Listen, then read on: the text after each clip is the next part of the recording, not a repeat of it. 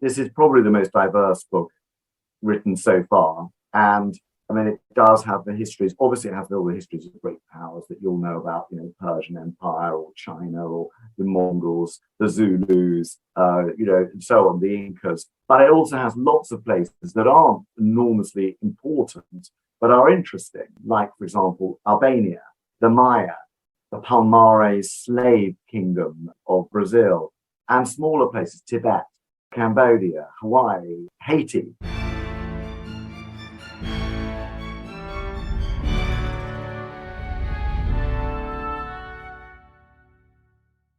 Hello and welcome to this week's pod.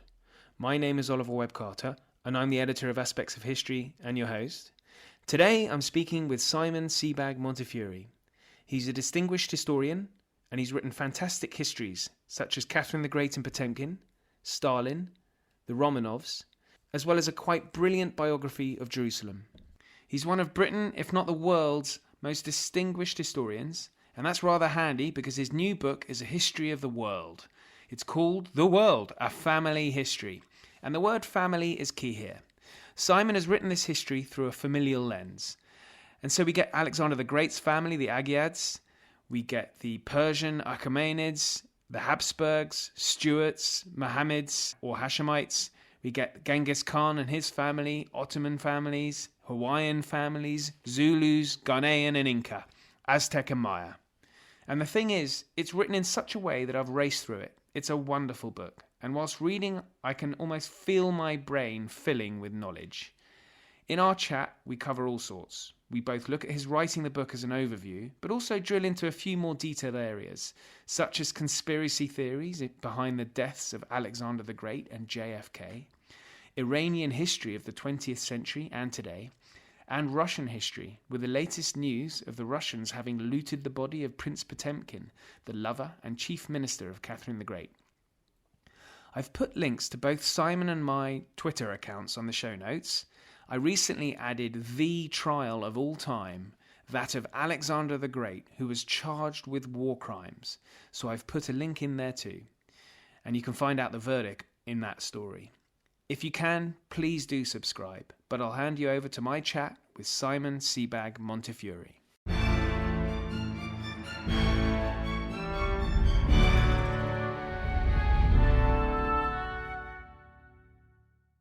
Simon Sebag Montefiore, welcome to the Aspects of History podcast. Thank you. Well, great to be here and great to see you all of them. Well, it's great to have you on because I've been rattling through your new book, which, whilst not a short book, it is so easy to read, and I'm absolutely loving it. Thank you. And it's a family history of the world. The title is The World, A Family History. And I think what occurred to me was that it was a unique way of looking into world history using the family. But then as you think about it a little bit more, ultimately, ruling dynasties are the key to world history, really, aren't they? They are. I mean, in some ways, it's like, it's a bizarre thing. It's a bizarre thing that no one's done it before, because it's quite an obvious thing to do. But obviously, the basic idea is exactly as you've explained. I mean, world histories are sort of vast things with endless span of many millennia that cover economic statistics and birth figures and trade products, and often don't have too much of the humans in them. Biographies, which I've always written, are sometimes too intimate, too close, and I guess kind of an example of that is like the recent biographies of Kissinger or Stalin or Churchill or U.S. President U.S. Grant are all longer than the same length as my world history, which covers 15,000 years and all this. But the point is to combine the intimacy of biography with the span and diversity of world history. And you wrote this during lockdown, didn't you? I did, yeah. That made life difficult, presumably, writing it. Made it much easier, and it was helpful because it also, I don't think I could ever have written it without lockdown. So I came up with the idea of doing this through families, and obviously some of them, as you said, are dynasties. Partly because they're the best kind of preserved, there's the most material on dynasties, but also some of them are sort of aren't kings or rulers. Some of them are there are historians, there are doctors, there are artists. There are all sorts of people actually among these families. There are novelists. But the point is that there's two things really. There's these kind of families where you look at a heritage of some sort passed down through generations, and often that they're a ruling dynasty. But that we're also looking at the nuclear family, which we all have, wherever we are, and that is also changing all the time. So there's always kind of two families. But the point of it all is that this is a brilliant way to tether world history, to make very complicated, difficult, faraway places, China, Hawaii, Cambodia, both accessible for general readers. And these books are written for anyone. You don't have to be a history buff to read them. But also there's a way to really get into the life and how life was really lived. I'm glad you mentioned all the different parts of the world you've written about, because that's one thing that, obviously, if you're writing a world history, you have to cover that. But I was delighting in reading about the Maya, where I did archaeology when I was much younger. And something that very few people, areas like that, very few people know about. And it's written in such a way that really does draw you in. Well, one of the points about this was, long before, obviously history has changed recently, and there's a sort of what I call a new history, which is, anti-colonial and imperial, much more diverse, much more about women. It happened while I was writing this book, really, in the last 5 years. It's really intensified. But actually, all those things have in their way suited me all along, ever since I dreamed of writing this book more than 10 years ago, or even 20 years ago. And I always wanted to write a book about women, with many more women in it. I found sort of male-based history kind of quite tedious. And lo and behold, family is a way to do that. I always thought children were missing from books and history books. Well, this is a way to do that too. And then diversity. And this is probably the most diverse book written so far. And it does have the histories. Obviously, it has all the histories of great powers that you'll know about, Persian Empire or China or the Mongols, the Zulus, and so on, the Incas. But it also has lots of places that aren't enormously important, but are interesting. Like, for example, Albania, the Maya, the Palmares slave kingdom of Brazil, and smaller places, Tibet, Cambodia, Hawaii, Haiti. So that's one of the great joys of this book, I think. Whether I've done it well is another matter, but it does have material about these places that most people don't expect to read about in any history, let alone a world history. And you've mentioned women. You can't have a world history on family without women, and women are just so key throughout, aren't they? Yes. And that's what makes it quite a rich book, because it, as you say, it's not just a male-based soldiers going into battle all the time. No, obviously, in modern times, there's a huge debate, which is kind of an interesting one. Until very recently, until the Liz Truss premiership, people were still arguing in England that female leaders were always, were sort of tended to be better than male leaders, and I've seen that written many times. How many times have you seen on Twitter? Yeah, written, if only women were in charge, this wouldn't be happening. That may be true, but actually, women, you'll see from this book, women are just as brilliant as men, and they are just as ruthless and brutal and foolish as men too. And there are lots of examples of that in the book. It happens that families work in such a way that matriarchs, female leaders, are hugely important. Whether it's Catherine de Medici, who's a big character in the book, now drama on television, on streaming drama somewhere, on not Netflix, but somewhere. But there is most people don't realize with the Mongols, one thinks of it as such a macho empire.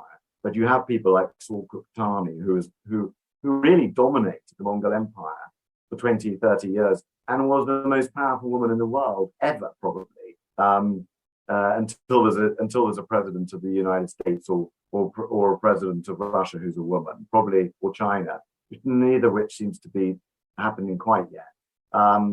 Until then, I mean, she was probably the most powerful woman. You know, how many people have heard of her? And oftentimes these women are protecting their widows or their mothers of sons whose political future they're protecting. But nonetheless, they become incredibly important. There are some also who ruled in their own right. We have Catherine the Great in here, of course, and you know, a lot of there was a century of Russian female empresses, which there are about 5 fascinating women, and I wrote about them in my Romanovs book. But there's also, you know, Margaret Thatcher, who I knew, you know, Maria Theresa of Austria. One of the most interesting is Kösem of the Ottoman Empire, who was a contemporary of you know, Charles I and James I and Cromwell. So, you know, a period that we feel we know terribly well. The most powerful person in the world was a woman then, and like we've never heard of her, she's never mentioned. She dominated the Ottoman Empire, which was then, of course, colossal and, you know, still a formidable power. She dominated it for sort of 30 years. She had 2 sons were sultans. Her husband was a sultan, and she started. It's interesting because of the interest today in slavery, which is very much reflected in the book, and not just Atlantic slavery, but you know, Mediterranean slavery, Black Sea slavery, East African slavery, Indian Ocean slavery. All of these are massive movements of people by coercion. But, you know, someone like Kösem, again, similarly to Roxolana, her own sultan, who was the wife of Suleiman the Magnificent, these women were literally kidnapped, you know, by slave traders from their villages, some of them in Ukraine, some of them on Greek islands, some of them in Italy, some of them in Bosnia and Albania, and sold from person to person until their beauty was noted and they were sold to the sultan's harem. And in the harem, some of them probably remained cleaners for their whole life and never were noticed by anyone, remained servants. But some of them were spotted, introduced to the sultan, had children with the sultan. And if they were really clever and events align in a certain way, they could become the empresses, which is quite a thought, because of course that couldn't happen with Atlantic slavery. You know, none of the women who were stolen from Africa by British or French or Western European slave traders and taken to the Americas, none of them became emperors. No, you might get taught to read and write, and that's about the limit. You might get raped by your master, but, you know, and they might be taught to read and write. You might have children by your master. You might be seduced by your master, as happened with Sally Heming and the Heming family, who were the half sisters of Thomas Jefferson's wife, were a fascinating family that I also go into.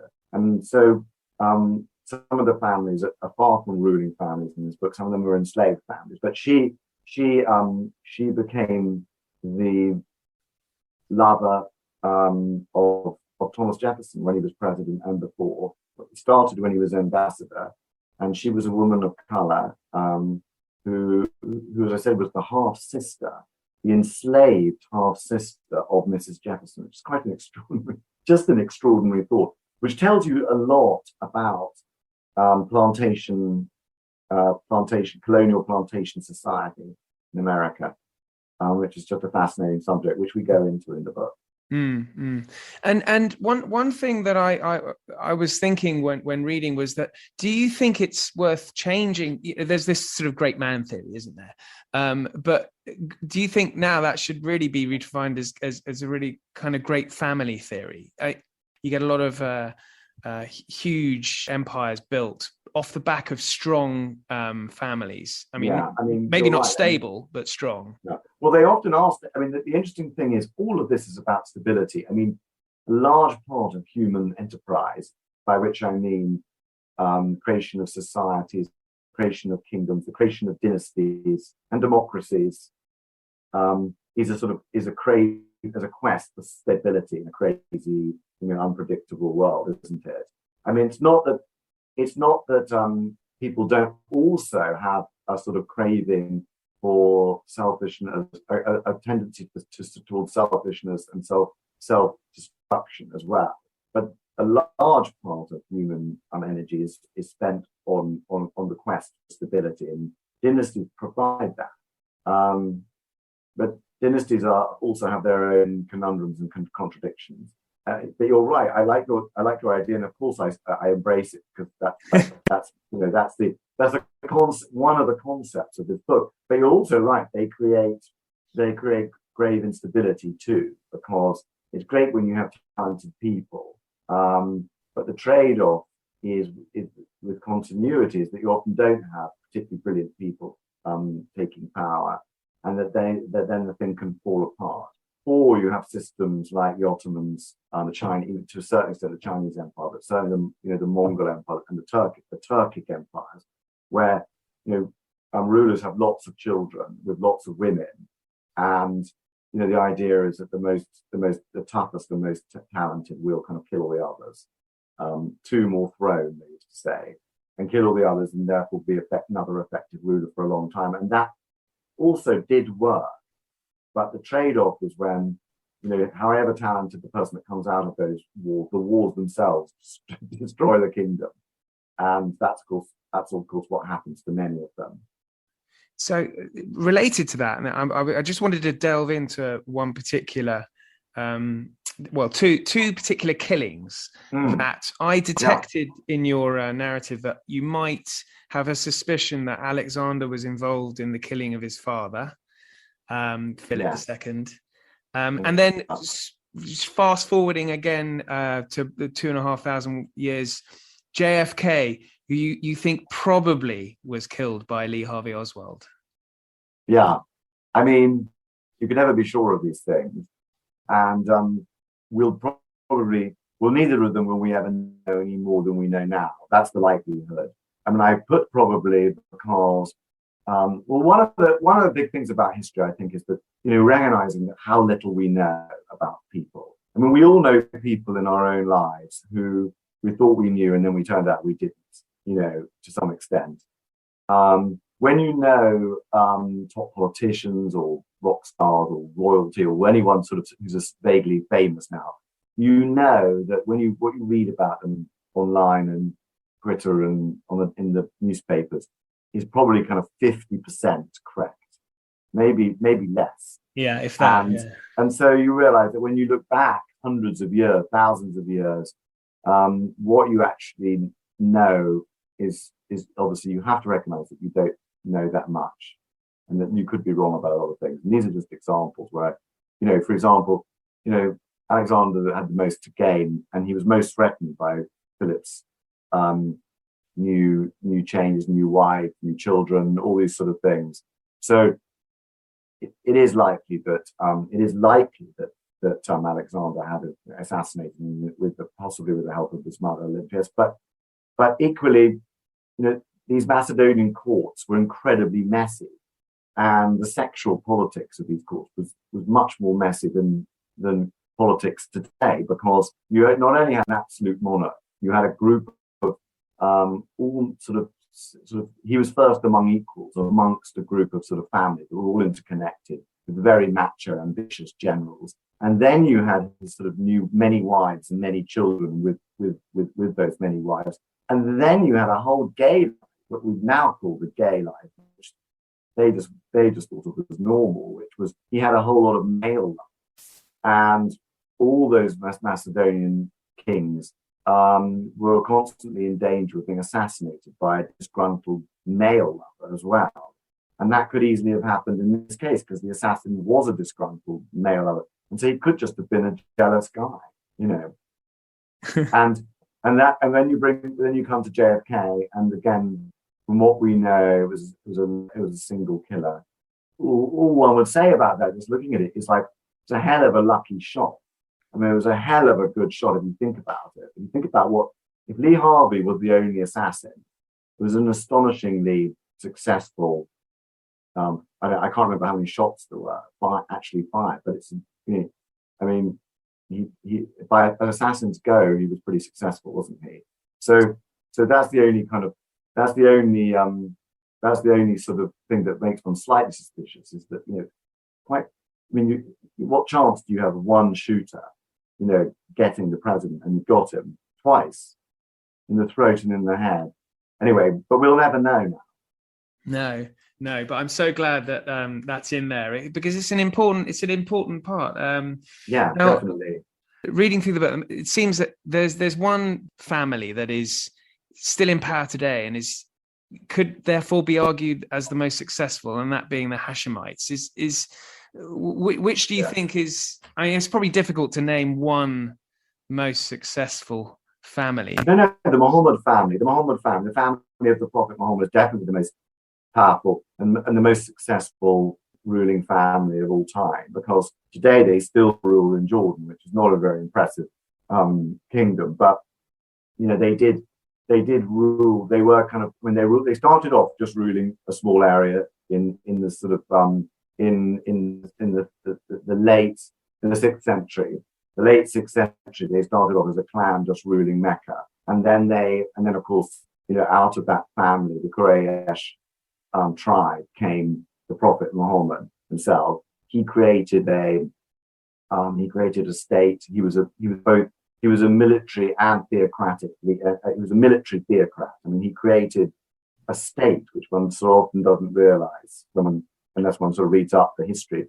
He created a state in Arabia by uniting many different tribes and peoples and religions there. Apart from his other qualities, I mean, he was obviously a very successful political leader and military leader, and his family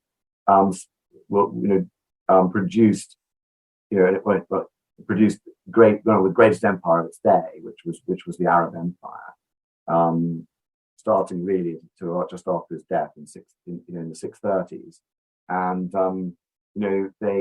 they very nearly took Constantinople, but they brought down the Persian Empire, and they soon ruled an empire that was extended from the Atlantic, from Spain to the border of China. So it's just one of the most massive empires, and that was his family that ruled those empires, whether through the Umayyads, the Abbasids, the Fatimids, who claimed to be descended from, probably were, and then branches of that family ruled on for centuries and centuries afterwards. So yeah, the book is dominated by fascinating families. I mean, some we feel we know well. The Habsburgs, for example, so pretty much 1,000 years of European history. The Romanovs, just 300. The British royal family, in one way or another, lasted a long time, but ceased to be politically significant. Really in the sort of 1830s. So, and then it's less interesting to me to cover. But obviously the Mongol family is very. The Mongol family of Genghis Khan is also the other huge family, and they have a sort of kingdom in Bukhara, which is a tiny kingdom, a bit like Jordan. That they ruled that until 1920, offshoots of the family. But one should say in all of this that, if you were a geneticist, and I've talked to Adam Rutherford, another geneticist, I mean, family is a social construct. It doesn't really exist in science as we think of it. I mean, first of all, there's the tradition that the eldest son and the males keep the name, but women are obviously, their sort of descent is lost because they don't keep the name, which is kind of interesting.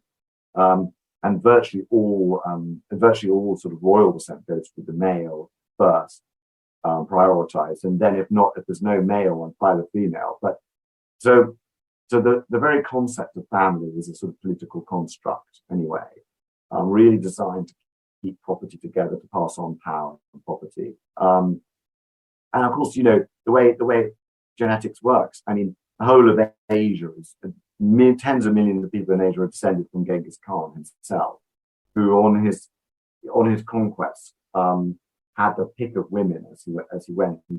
They were trophies of war. There were mass rapes, and geneticists presume that the person who was in every place father than most children was probably Genghis Khan. So that's quite a thought. But similarly in England, a large proportion of the country descended from the children of Edward III. He had a lot of children. And so there comes a time when everybody is descended from common ancestors. And so the family thing is a construct. And one's got to realize that when reading this sort of book or writing about dynasties. There's no purity in blood at all. Everything is hybridity. I wanted to get on to contemporary events. I'm very interested in your coverage of Iran throughout the book, actually. Yeah. This is particularly interesting to me. My wife is Iranian, and so I wanted to talk about Mohammad Reza Shah, who I think you have a lot of sympathy for in the book. Yeah. But in Iran, certainly his overthrow is a complicated affair. But going before that to Operation Ajax, which was the overthrow of Mossadegh in 1953. Yeah. Iranians, generally speaking, and I'm sure I'm not covering everyone, but generally view this as sort of a British-American plot that was overthrowing a democratically elected Mossadegh, who himself is part of a Qajar dynasty that ruled Iran through the century. Yeah. And so I just wanted to ask you a little bit about Mohammad Reza Shah and your view of him. He's a fascinating character. One of the great challenges of writing this sort of history. One is like throughout the book, I try and just look at kind of things that are completely regarded as conventional wisdom that everyone accepts and just look at them and say, is it true?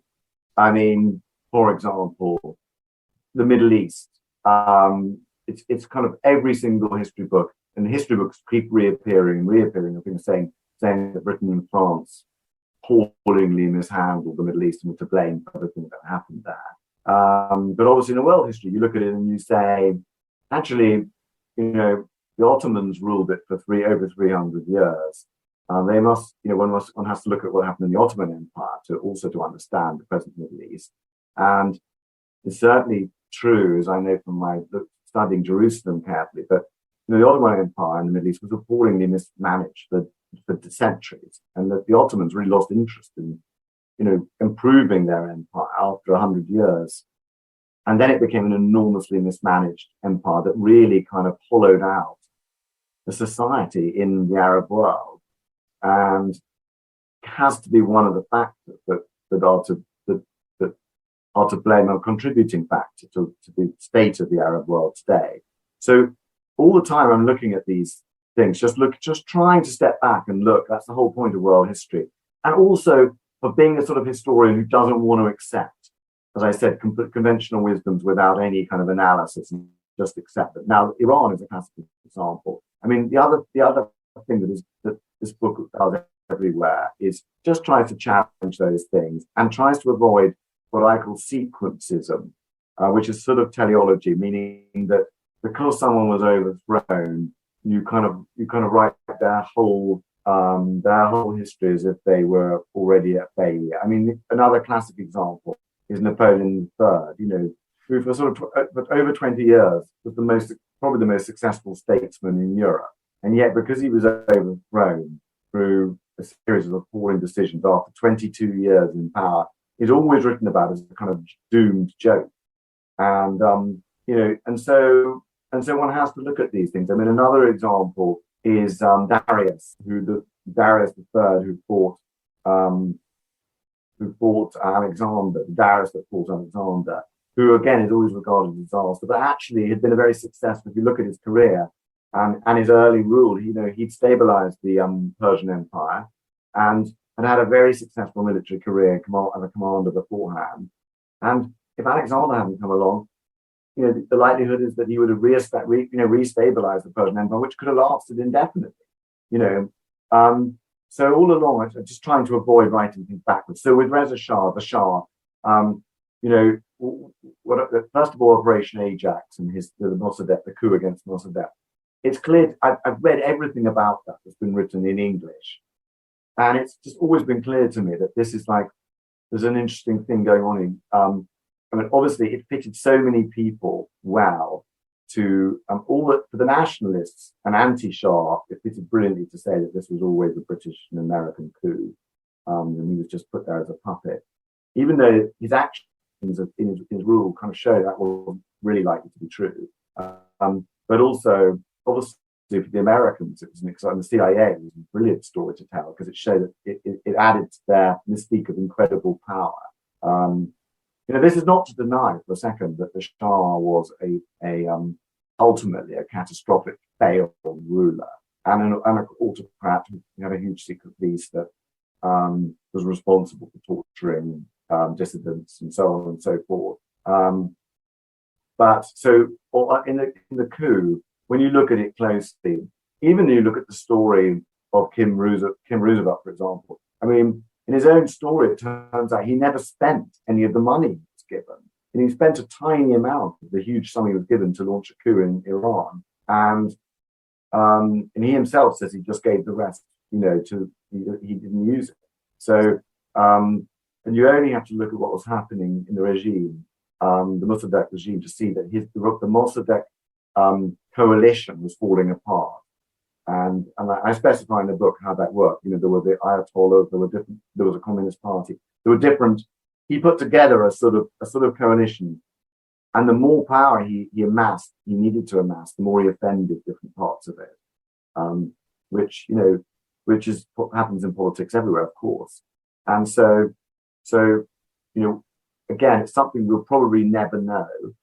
But yes, the British and Americans were plotting a coup, but it's pretty clear that the coup that succeeded wasn't the coup that they were backing, and happened in spite of them, all parallel to them.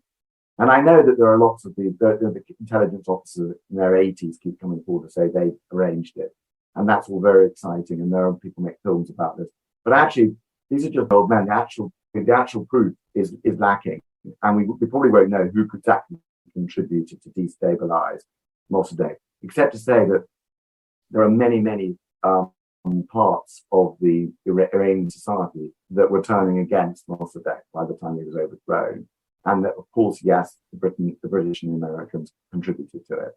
But as for the reign of the Shah, much of what he was trying to do was exactly what Anglo-Americans have tried to do in many countries, to encourage civil society, to free women. Many of the things, much of his program, to give land reform, much of it were reforms that made sense for Iran, that should have worked, that should have improved people's lives. They didn't because of grotesque corruption in his regime, and the fact that it's also, was a one-man regime and had all the faults of that man.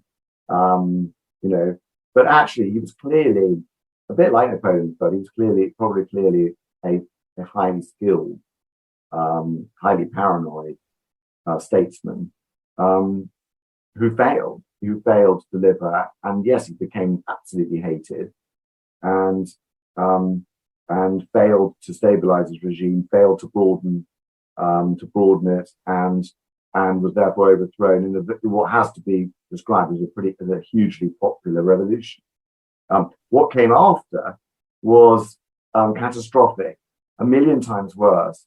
And the sort of the metaphor, the parallel that occurs to me is between Nicholas II and Stalin. Nicholas II and Nicholas II.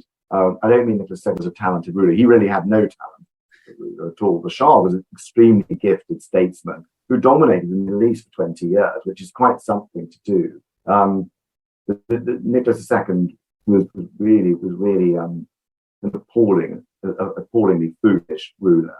But what I mean by that is that, the sort of crimes of the Tsarist regime were just tiny compared with the crimes of Stalin that came after, and the tens of millions killed. And, it now seems, the sort of hatred for the Shah, which survived. And yes, we know the Shah was a dictator who used repression to stay in power, but really there's no comparison between the dictatorship that's there now of the Ayatollahs.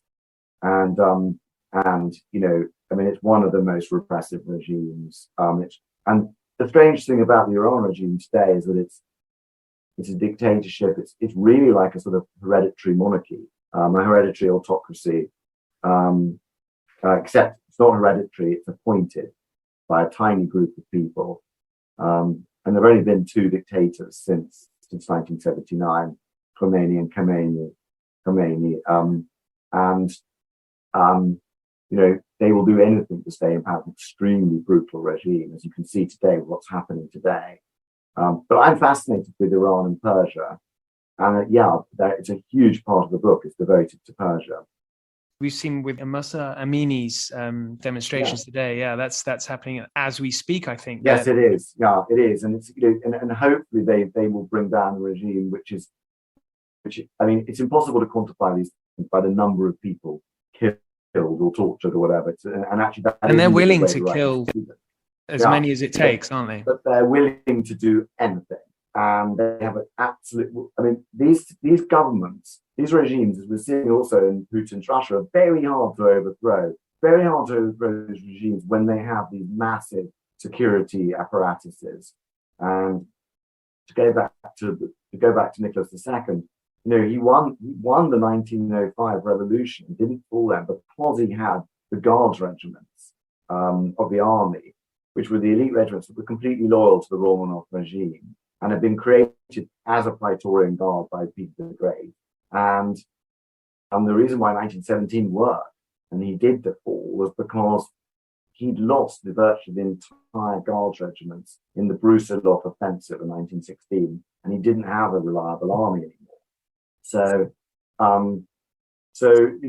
these security apparatuses, such as exist in the Revolutionary Guards and all these other religious morality police and so on, mean that it's extremely hard to overthrow this regime, and they will do anything to survive. And it will really only fall when for something turns that makes those security forces start to defect.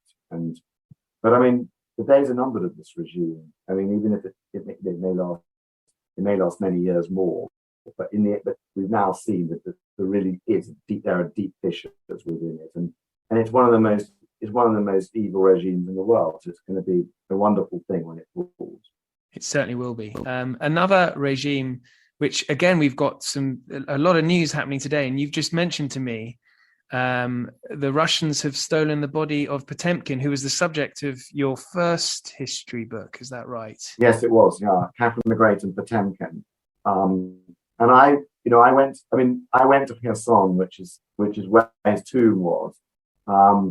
When I was writing that book, and I sort of chased around Eastern Europe looking for bits of his body, because all of his heart, his innards, his viscera, they call it technically. His heart, his viscera, and his bones were all put in different places. And so I was sort of I went around the place looking for them, and it was actually a very fascinating trip, which took me through Russia, Ukraine, Moldova, Romania, to collect all the parts of Prince Potemkin. But it's a very fascinating thing. I mean, Prince Potemkin is someone who's very fascinating to Putin, and always has been. When I wrote that book, I was approached by people in his apparatus in the Kremlin to write sort of memos about it and talk to them about it. And when George W. Bush visited, this is in 2000, I think, when he visited Petersburg, he talked to Putin about Potemkin, and Putin talked to him about it. So, and it was because of that book, because Putin liked that book, that I got access to Stalin's archives, first of all. So this is kind of interesting information. This is just fresh off the news now. I mean, what they've done is they've taken the body of Prince Potemkin back, presumably because they're going to lose Kherson now. I mean, Potemkin's such a fascinating figure because, he conquered South Ukraine between 1774 and 91. He conquered what is now South Ukraine and Crimea, and he built all those cities that we're now reading about. Dnipro, Mariupol, Sebastopol, the great naval base in Crimea, Odessa he ordered just before he died, and of course Kherson and Mykolaiv, two huge ports, shipbuilding cities. he built all these cities and founded them from nothing. And he founded New Russia. So, in a sense, he's very much part of the history of this story. Now, one thing that you've been working on whilst working on the book is a playlist to go with the book. And I was perusing it earlier, and there's loads of great stuff on there. I think that if you had to pick a title song, it would probably be the first on the playlist, wouldn't it? Well, I think what I wanted to do was, when I was writing the book, I'm one of those people who doesn't write in silence, but writes with very loud music going on. But because it was a long lockdown, I was on my own in my office, this office, and I just sort of listened. I thought it was fun to listen to history music, and so I started sort of making lists of history music to listen to. So, for example, when I was writing about the dropping of the first nuclear bomb, I listened to Enola Gay by Orchestral Manoeuvres in the Dark, and so then I thought, actually, all books these days should have soundtracks, because we've got Spotify. So I created the soundtrack to The World, my book, The World, and it's on Spotify, and you should listen to it, everybody. And many, Dan Snow and other historians, Simon Sharma and Dan Jones, and a whole lot of very distinguished, Olivetta Telly, all these people suggested songs, and there was a sort of Twitter, sort of rather exciting Twitter sort of avalanche of people suggesting the music. So now we have this huge playlist which has all the great songs that are either sort of either so timely that they're part of history, or all great events happened, while using them as a sort of theme song. And there are songs from Persia, from Iran right now, and from the Arab Spring, as well as things like Winds of Change, which was the song of the fall of the Berlin Wall by the Scorpions. So I put together this playlist, and it's sort of started off in a sort of order. And so I think I say in the book has lots of musicians in it, hasn't it? Yeah. And the Stones and the Sinatra. And it starts off, and the number one is Sympathy of the Devil, Sympathy of the Devil by the Rolling Stones, because I think, first of all, it's got all sorts of history in it from the 20th century. But I think it's so clever the way, the words are absolutely brilliant, first of all. Not all song lyrics are good. But also it just refers to all the sort of monstrous things that happened in the 20th century from the point of view of the devil. And it's the devil singing the song. But there are lots of others. I think Rasputin by Boney M is obviously an amazing song. And they, I actually think it's a masterpiece, because it's, it does describe what's happening in, early 20th century, the Russian court in the early 20th century, which is extraordinary. It's historically accurate, isn't it? Well, pretty accurate. It's sort of accurate. I don't think Rasputin ever slept with Empress Alexandra, but he certainly slept with a lot of other people, as it says so in the song. But I don't think that's accurate. But Russia's greatest love machine. It's definitely one. It's one of the greats. Russia's greatest love machine. But there are lots of other songs from, virtually every historical, many historical events are covered in pop songs. And so I had a sort of quest to see, which was the greatest. And I think, as I said, it's Sympathy of the Devil actually in the book as the best history song. But I'm willing to be to listen to any suggestions. If you have any, Oliver, please let me know. I will. Well, that's a great way to end it. I'll send you some suggestions later. Anyone else who's got any, please let me know. I'll put them on. Brilliant. Well, really nice to talk to you, and I'm a great admirer of aspects of history. So thank you. Thanks for having me. Now, since we've talked about the soundtrack to Simon's World History, I've put the link to that Spotify playlist in the show notes. I have a few additions of my own, which I'll put on the Twitter.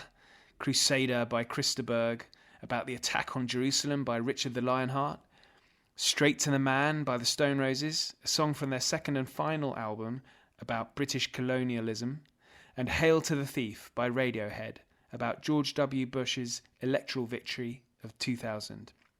If you've got some of your own, let me know via the Twitter, or drop me an email at history@aspectsofhistory.com. Links are in the show notes. Looking ahead, there's plenty more great content coming up, including the Nazi-Soviet Pact of 1939 with Roger Morehouse. He's a big friend of the show, and my first ever guest on my first ever episode.